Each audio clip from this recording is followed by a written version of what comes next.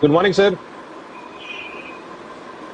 बिल्कुल स्वागत है आपका। सबसे पहले तो बताएं कौन सा सेक्टर आज आपके रडार पर है और क्यों?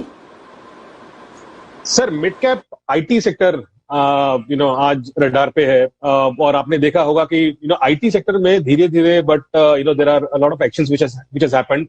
चाहे वो हेक्सावेयर का डीलिस्टिंग हो, चाहे लोग जो माइंडट्री और एलएनडी टेक्नोलॉजीज की एक्सपेक्टेड मर्जर की बात कर रहे हैं, एनआईडी टेक आप लोग कब से बात कर रहे हो, उसका भी बायबैक हुआ, ई क्लक्स का भी बायबैक हुआ, मेजेस्को हुआ, बिरला सॉफ्ट हुआ, सबके नंबर बहुत अच्छे आए थे इस बार। सो वो सेक्टर आज हमारा फोकस में है, mid cap IT.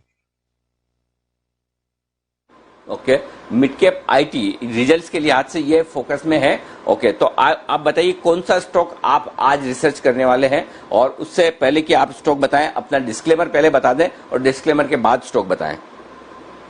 Sir disclaimer यही है, मैं या मेरा फंड इस स्टॉक को ओन नहीं करता है। जो मैं लास्ट भी दो तीन कंपनी से डिस्कस की थी, स्टैंड्स द सेम।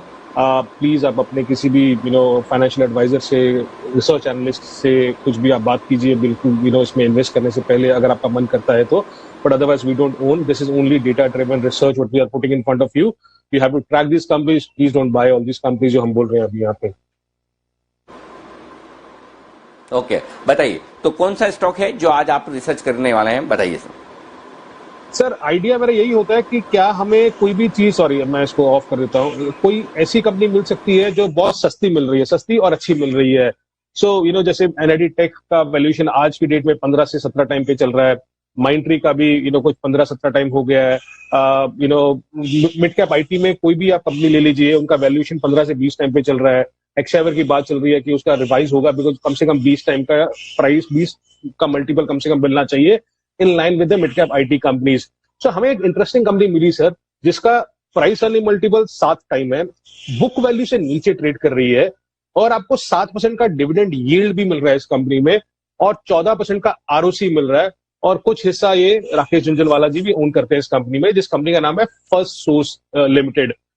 छोटा सा कंपनी के बारे में, it's an RP group, RP Sanjiv Goenka group company. So मेरे ख्याल में हिस्ट्री इतनी है कि you can rely on the numbers for this company. इसका एनुअल रिपोर्ट 2020 का आ चुका है। सो आई थिंक मैं एनकरेज एवरीवन की उसको प्लीज पढ़ो, जिसमें उन्होंने बहुत फोकस किया हुआ है डिजिटल फर्स्ट, डिजिटल नाउ। ये एनालिटिक्स में, एआई में, इंटेलिजेंट ऑटोमेशन में काम करती है। ये बिजनेस प्रोसेस मैनेजमेंट इंडस्ट्री में दे से दे आर द लीडर्स। किस किस इंडस्ट्रीज को फोकस करती है ये? बीएफएसआई, टेलीकॉम और हेल्थ केयर को। बीएफएसआई से 41% रेवेन्यू का इसका आता है, टेलीकॉम में 23 और हेल्थ केयर में 33% आता है।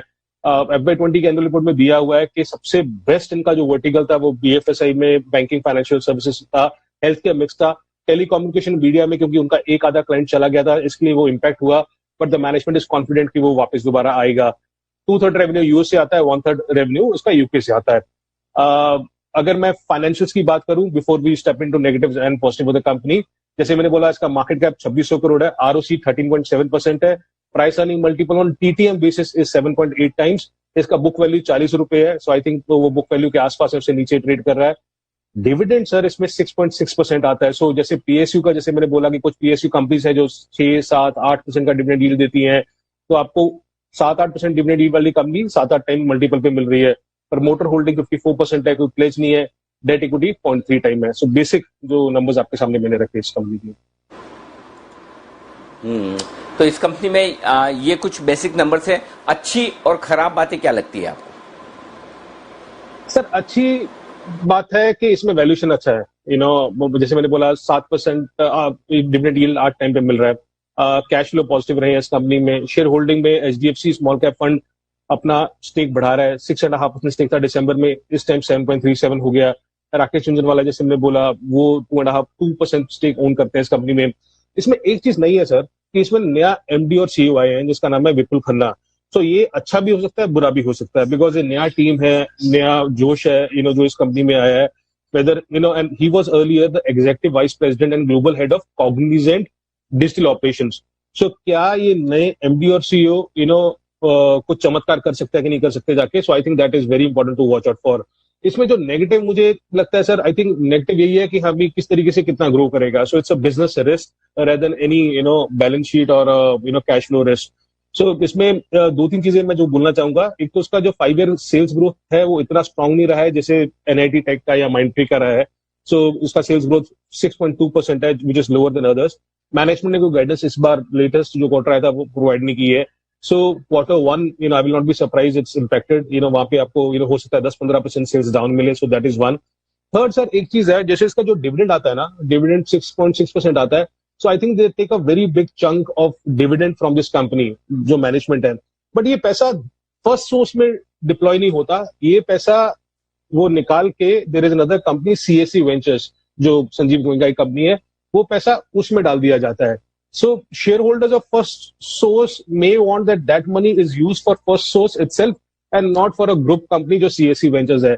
सो मुझे ये चीजें थोड़ी सी नेगेटिव लगती हैं इसमें। ग्रोथ हुआ, नियर टर्म अर्निंग्स रिस्क हुआ, और ये डिविडेंड किस तरीके से प्ले कर रहे हैं, और other putting more money into this business could be a better idea going ahead. बिल्कुल, तो ये है आपके लिए डेटा और रिसर्च फर्स्ट सोर्स के लिए। किसी तरह की कोई रिकमेंडेशन नहीं है वरिंदर की तरफ से, नहीं उनके फंड में स्टॉक है, नहीं उनकी पर्सनल होल्डिंग है। ये डिस्क्लेमर ध्यान में रखें। और आप अगर इन्वेस्ट करना चाहें तो आप अपने फाइनेंशियल एडवाइजर से सलाह लें। उनकी कहीं किसी तरह की कोई इन्वेस्ट करने की, रिकमेंडेशन करने की राय नहीं है। वो सिर्फ आपके सामने रिसर्च और डेटा एनालिसिस आपके सामने रखें कि क्या अच्छा और क्या बुरा है कंपनी में, क्यों सस्ते वैल्यूएशन पर ट्रेड करा है, और वैल्यूएशन सस्ते ट्रेड करने की वजह भी वो साथ में बताना है। शुक्रिया वरिंदर। कोई डिस्क्लेमर रह तो नहीं गया? मैंने सारा बोल दिया आपके बिहाफ पर? नहीं सर, आपने सारा बोल दिया। मैं इस कंपनी में बार बार एक चीज बोलूंगा कि ये सस्ता है, सस्ता हो सकता है कारण से हो, बट इसमें जो डिविडेंड वाला पॉइंट है वो बहुत जरूरी है। बिकॉज ये डिविडेंड कुछ 300-400 करोड़ रुपया कंपनी लेके जाती है, पर वो डिविडेंड एक्चुअली अगर इसी धंधे में डिप्लॉय हो वापस, वो ज्यादा अच्छा है, but that dividend is used by another company all together. So I think if Sanjeev Goenka is also listening to this, I think that is one point which he should also, at least clarify.